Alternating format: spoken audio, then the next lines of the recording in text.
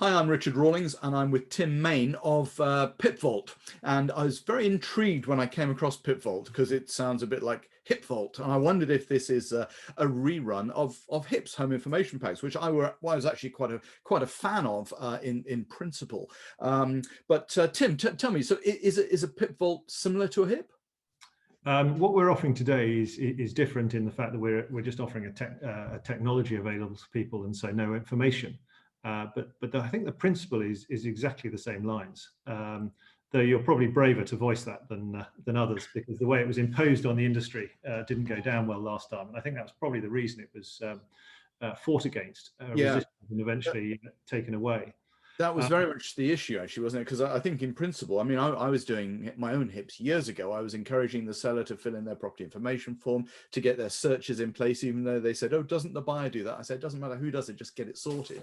And getting them all in advance to shrink that window of opportunity within which a sale fell through. They weren't falling through for specific reasons. They fell through because it was taking so long, people changed their mind.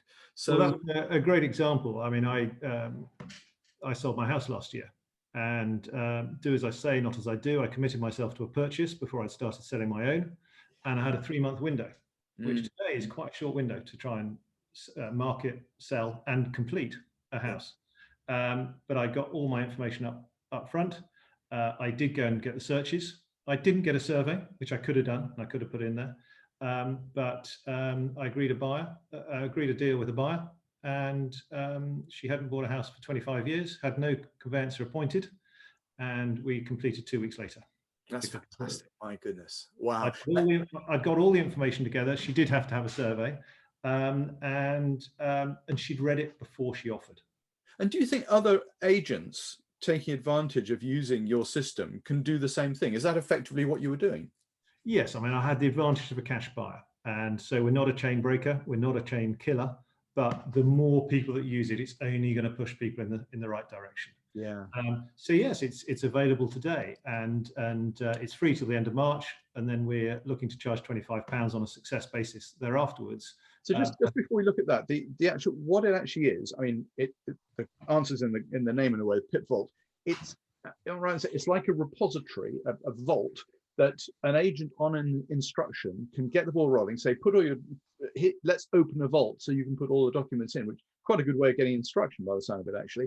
And from day one, they can start to fill out their property information form, for example. Even if they don't complete it, they can come in later and do that. They can put old surveys in there, maybe. They can put leasehold information, and that's available to view by any interested party. Is that right? That's right. We basically, Ed Mead describes it as a bucket, just a simple bucket. You can, well, it's not anybody, but the seller, the estate agent, and the seller's conveyancer can put information and post information into that bucket.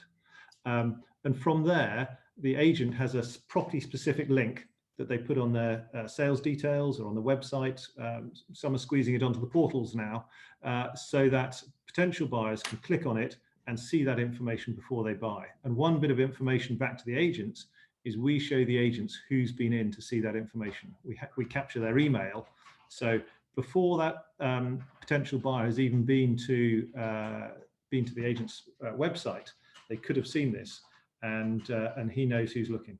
Yeah, that's very interesting. Very interesting. And there's no GDPR issues there, I take it. No, because as they come in, they register a password, and they give the potential buyers give permission for that information to go to the estate agent. Yeah. But it's only the agents who can't see that. The other two can't, because I think that's marketing information. That's specific to the agent. What about security, actually? I mean, just assuming that, let's say there's some sort of rogue agent out there who wants to see other agents, what's going on, and this could another agent sort of come in and look at stuff? There's nothing to stop another agent coming to look at stuff, but actually when I was completing these forms, I didn't mind who looked at it, because I was keen to sell my house and it was just general information about the house. Yes, we do take off the vendor's name and contact numbers and emails off the property information form and that sort of thing, because we don't want to make it too easy for agents to go and start chatting up competition's clients. But otherwise, I don't think there's any real personal information out there. No. I think there's the only time that someone might complete the form in a little bit of a different way is if there's been a big neighbour dispute or something. Now, they've got to declare that, And in fact, I think maybe some agents should be declaring it more than they do today. Absolutely. Yeah. Because not everyone reads the property information form and will declare it, Mm. which possibly legally agents should be nowadays. So hopefully it helps with compliance a bit.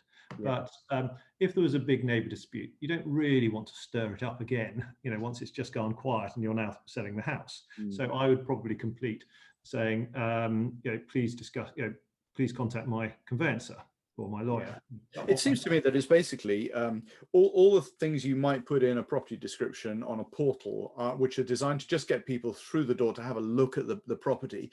This is the next stage stuff, the stuff that would be of no interest whatsoever to somebody who didn't have a specific interest in the property. But the minute they do have an interest, perhaps after they've seen it, or maybe immediately before if they're coming from some distance, they're starting to look at old surveys or the legal stuff. You're thinking, oh my, these people actually have a genuine interest.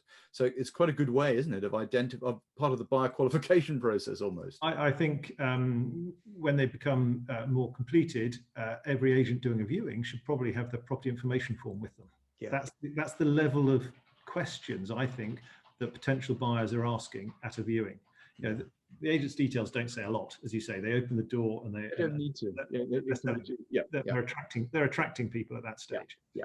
When I was showing people around on a viewing, it was the information, who the services, that sort of thing, what's happening locally, the planning permissions that have been gone on in the house. That sort of information is what people want to know when they're viewing. Once they're interested, yeah. And when I train agents, as you know, and I said, why do people come for a second viewing? It's because the first viewing is to convince the heart. And the heart says, let's go and buy it, let's move in tomorrow. But the brain says, no, we need to come back and check it out. And when they come back and check it out, the brain then needs to look at those other things, the legal things and the servicing and all the various bits and pieces that are actually important to the brain, even though the heart's already made the decision. So that's when the two sort of synchronize well together with the information that you've got right there, rather than having to wait for it to come in and chasing people. Get it all in advance makes so much sense. No, I get it.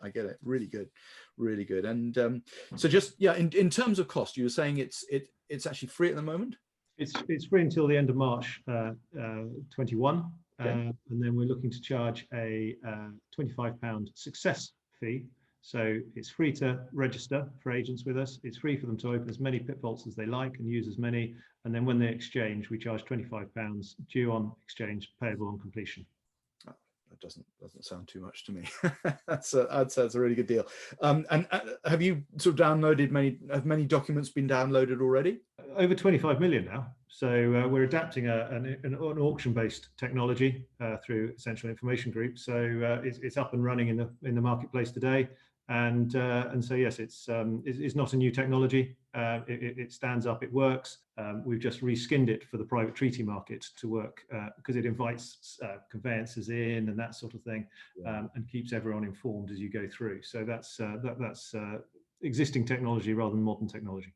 Yeah, fantastic. I mean, and in terms of, security, it's all going to be pretty. Security, we work off the same securities they use. Emails are checked before people come in and that sort of thing. So yes, it's the same as the auction world have lived off for the last 12 years. Well, that's amazing too. And as an estate agent, I think I would be most excited about this for two reasons. Firstly, speeding up sales so I get more completions, but also particularly helping me to get instructions. Because if I'm going on instruction and I can say to the seller, look, most sales fall through because of the delay and blah, blah, we don't allow that to happen. You need to get your PIP Vault sorted now. Let me help you with that. And any information you've got in, put it in here. You can start to fill out this seller's property information form, but there's no hurry. It's all, once we're rolling in the next few days, if you could do that, and we'll have, before we've even found a buyer, you'll be almost ready to exchange, pretty much, or certainly some distance down the line. For me, it's an instruction game. Fantastic. 25 quid a pop. Well, that's really where we focused on three areas. Number one, speeding up conveyancing, because it has got too slow to work for things. And my target is 2 to 4 weeks. People should be exchanging in. That's what it was 20 years ago. Yeah. And we're now talking ridiculous. People almost talk about half a year now. I know. And so, sorry to interrupt. So far, no problem with solicitors accepting it. No, I mean, one or two have been worried. We're trying to take things away from them. The whole policy we're working on is the agent still uses his contacts in the local high street who he knows. So we're not putting a panel in place or anything like that. Now, we know people who are very happy to use PIPs and all the rest. So if people can't find their local one to do it. But no, we don't want to disrupt that arrangement on the high street. Yeah. And coming back to our 3 goals, it's quicker conveyancing, reducing fall throughs by quicker conveyancing, but also informing the buyer before they offer, we think is the main key, and winning instructions for agents. And if we can get, if we can tick those 3 boxes, hopefully it's a useful tool for estate agents. Fantastic. I absolutely think it is. No, well done. Well, many congratulations, because I think it's well overdue, this service. For me, it will be a no-brainer. Tim, thank you very much.